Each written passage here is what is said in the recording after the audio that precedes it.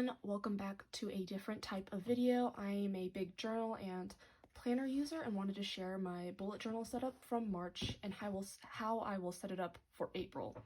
I love watching these types of videos and figured another bullet journaling video on YouTube wouldn't hurt anyone. Just a quick rundown of what will be in this video are the supplies I use in my bullet journals, how I set up a bullet journal in an A6 size, the pros and cons of an A6 journal, my setup in an A5 size, and the pros and cons of the A5 size. Alright, so just really quickly, the supplies that I use in my bullet journal. This A6 bullet journal is handmade by me, so if you wanted to buy this, the closest approximation or similar notebook would be the Leuchtturm A6 because it's the height of the A6, but the width is actually a pocket, which I enjoy kind of tall notebooks. This is painted by me. This sticker is from Daiso. This Stranger Things sticker is from Walmart. This notebook right here is by the Exceed brand right here. I hate moleskin paper, and this was the perfect alternative. Dymo label maker. Stickers are from AliExpress. This patch is from Austin. You can get it in Parts and Labor. So these are the utensils that I use. I use a Crayola super tip to highlight and color coordinate some just like decorative. This is a mildliner, super popular in the bullet journal community. This is the pen I mainly use. It's just a low viscosity ballpoint pen. I love it. It makes super dark lines. It's almost as dark as a gel pen without bleeding like gel pens do. It comes in a pack of 5 at Daiso. This is the A6 journal. I loved bullet journaling in this, and yeah, let's just get right into it. So at the front here is just a little bit of an if lost, please return to, some post-its in case I want to write extra notes. My future log, goals for this notebook, which obviously I need to write more goals for myself. I just didn't really think of anything at the time. I have my tasks running down on one column, and then I have a Monday start typically, and then I write everything I can. I write all my appointments for like part-time jobs, any assignments related to school. So yeah, I tried the original bullet journal method of like the key system by Ryder Carroll, and I honestly hated it. And the main reason being that when I look at a task, it needs to be crossed off. Otherwise, in my brain, it's still a task that needs to be completed. But whenever I cross it off, my brain doesn't even register it as a word or a task that needs to be completed.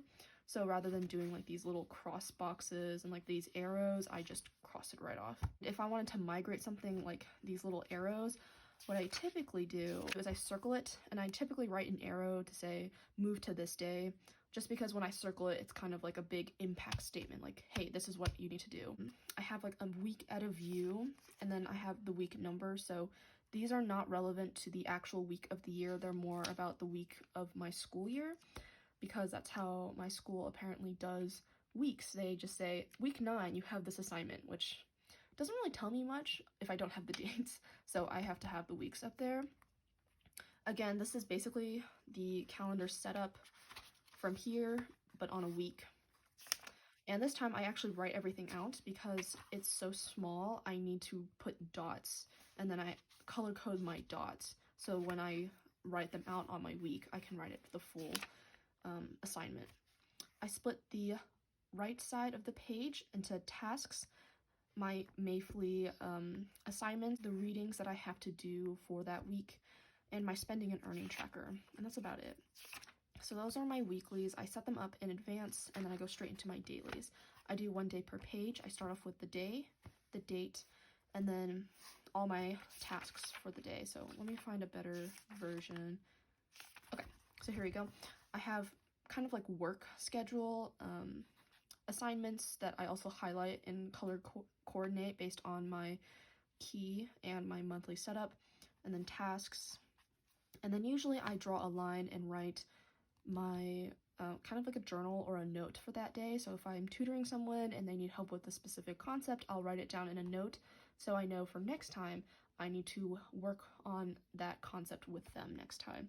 And then at the bottom, I just draw a simple line and split in half the amount of money that I spent and the amount of money that I earned. I am covering them up just because I don't need people knowing how much I earn. Yeah. I tried doing a vertical timetable, but honestly, it just kind of took up room and I didn't really need this. Occasionally, since it was so small, I would need to get out extra paper and tape it in. And I like extra elements like this. It kind of makes it more interactive, but sometimes you just really need that space to write everything down. The biggest pitfall for me, though, was pre-planning pages. I already wrote out all the days of March when I should have just wrote them when the new day came so I could have extra space for a new day. So that was the only problem with this one. Oh, and last thing, I have all my collections in the back side. So I have my wish list, recommendations, clothes, which is separate from my wish list because I am doing a closet clean out and I want new clothes to replace them. I have, here is my habit tracker. I just got some grid paper and then glued it in.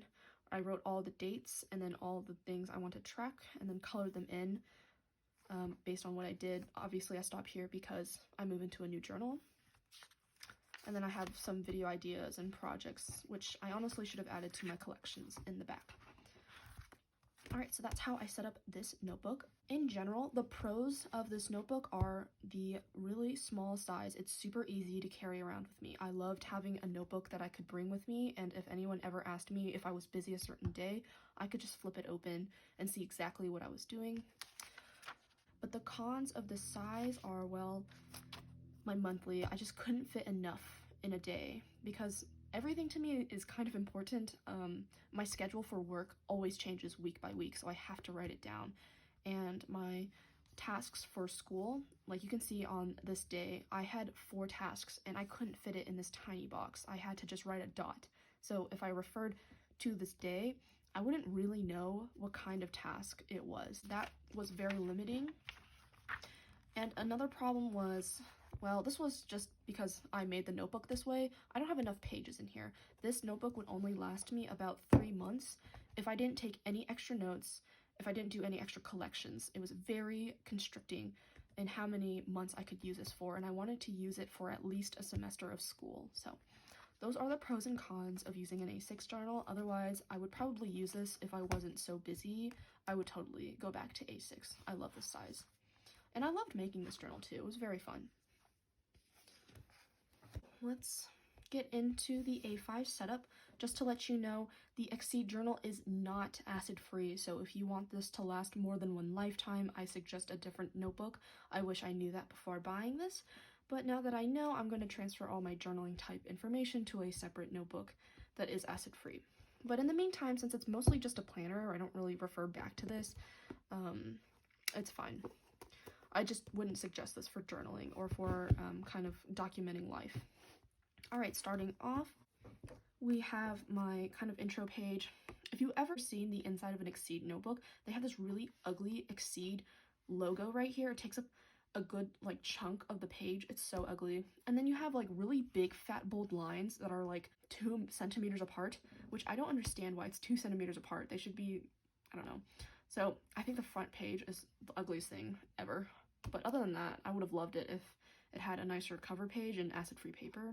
So I have post-it notes again if I need to write anything else. A key with like grid spacing, future log, goals for 2021, YouTube and video tracker ideas, recommendations. I wish I didn't segregate them because sometimes I'll have more book recommendations than movie recommendations, so I should have just left it blank and then wrote what type of recommendation was in like a column to signify it or color code it. Transferred my wish list and I called it my closet instead of clothes. And here is my March monthly setup. So it is so much bigger. I can fit so much more in this size and I love it. I can fit so many tasks. And since the boxes are 6 by 6 boxes, so I can fit 6 tasks because typically I'll write, I have my spending and earning tracker right here, and then I have a condensed version of my habit tracking which I transferred from the other bullet journal, but I didn't keep up with it this month, so I need to work on that next month. And I go straight into my dailies. I don't have any weeklies. I actually have all my weeklies on a sidebar. Week 9, again, related to school, not the actual year. A mini weekly is just events, no tasks, spending and earning tracker for the week, my reading assignments for the week, my tasks for that week. The only thing I am missing is my Mayfly section. I just do the day and the date and then write everything down, but you can see I have so much more room to write. I don't feel as constricted with the smaller pages in this one. This one I felt like I could only journal about like 5 sentences, but in this one I can journal as much as I want. And I didn't force myself to stay on like a day per page. Like you'll see here, I finished this day and then I moved on to a new day. I talk about books that I read in here. This is like a culmination of my journaling and planning. So here I just didn't journal that much, so I could fit 3 days on one page, which honestly is fine. Sometimes it's like that. And this is today. Have a lot to do. Most of it is filming the video though. So yeah, that was it for the setup. Oh, and I have a March in review. I like doing things in review because sometimes I want to remember what I watched, what I read. I really enjoy this. I got this, I think her YouTube channel is called Ellie's Corner. I'll leave a link to her channel in the description below when I figured out what her, who I got it from. I think she got it from someone else, which is basically a game of telephone of who was the original. But anyways, I'm gonna add more photos on this side about my trip. I actually had all my collections in the front this time. I wish I kept it in the back. But yeah, that was my setup for March. In general, the pros of an A5. You can fit so much more. I love writing a lot, and having an A5 size journal was the perfect size, especially as a part-timer, a student, and I guess YouTuber at this point. I should call myself that. And I have so many other side projects that would just not fit in an A6 notebook. Cons, it's just really big. I'm not gonna bring this with me if I go out somewhere. It just wouldn't make that much sense to bring it, honestly. I would need to bring a bag. But my other A6 notebook, I brought that with me everywhere I went, and I loved the portability of an A6. So you have to decide, do you have a lot of information that needs an A5 size, or do you have kind of a smaller task list that is easy to transport in an A6? Because A6, it was nice. I would totally go back if I didn't have like 1,000 assignments due every day. I hope you enjoy looking at the differences between my bullet journaling in the A6 and the A5. I hope this was helpful to you. And if you would like, please subscribe to this channel. You'll see more content about bullet journaling and art-related videos.